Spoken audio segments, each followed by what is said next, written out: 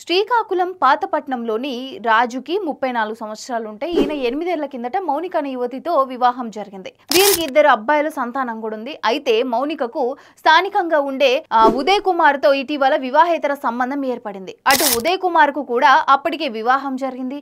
వీరి వ్యవహారం మౌనిక భర్తకు తెలియడంతో తీరు మార్చుకోవాలని భార్యను పలుమార్లు మందలించాడు. అయితే మౌనికలో మార్పు రాకపోగా ప్రియుడితో కలిసి భర్త అడ్డు తొలగించుకోవాలని ప్లాన్ చేసింది.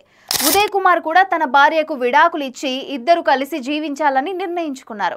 ఈ క్రమంలో ఉదయ్ కుమార్ ఆడవేషం ధరించి రాజును రాత్రి వేళ నిర్మానుష్య ప్రదేశానికి తీసుకెళ్లడానికి వాట్సాప్ లో మెసేజ్లు పంపించాడు. రాజు తిరస్కరించడంతో ఈ ప్రయత్నం విఫలమైంది. రాజు మత్తులో ఉండగా ఇంట్లోనే చంపాలని మరో కుట్ర కూడా పన్నారు. అనంతరం ఇంట్లోనే 2 రోజుల పాటు మౌనిక భర్త రాజుకు ఆహారంలో నిద్రమాత్రలు కలిపిందట.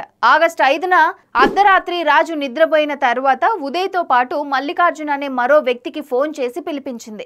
నిద్రలో ఉన్న రాజు కాళ్లను మౌనిక, మల్లికార్జున్ కదలకుండా గట్టిగా పట్టుకోగా ఉదయ్ అతని ముఖంపై దిండుతో ఊపిరాడకుండా చేసి హత్య చేశారు. ఆ తర్వాత రాజు బైక్ను స్థానిక ఎస్సీ కాలనీలో ఉంచారు. ఉదయ్, మల్లికార్జునులు మరో బైక్ పై రాజు మృతదేహాన్ని తీసుకొచ్చి రాజు బైక్ పై ఉంచి ఆ ప్రాంతంలో పడేసి వెళ్ళిపోయారట. అయితే తర్వాత భర్త కనిపించలేదంటూ మౌనిక కుటుంబ సభ్యులకు ఫోన్ చేసి నాటకం మొదలుపెట్టింది. ఆగస్టు 7న ఉదయం స్థానికులు మృతదేహాన్ని గుర్తించి పోలీసులకు సమాచారం అందించారు. మౌనిక ఫిర్యాదు మేరకు పోలీసులు కేసు పెట్టారు. సీసీ కెమెరాలు పరిశీలించగా అసలు గుట్టురట్టయింది. దీంతో ఉదయ్ కుమార్, మల్లికార్జున్తో పాటు మౌనికను అరెస్ట్ చేసి తమదైన శైలిలో ప్రశ్నించగా నేరం అంగీకరించారు.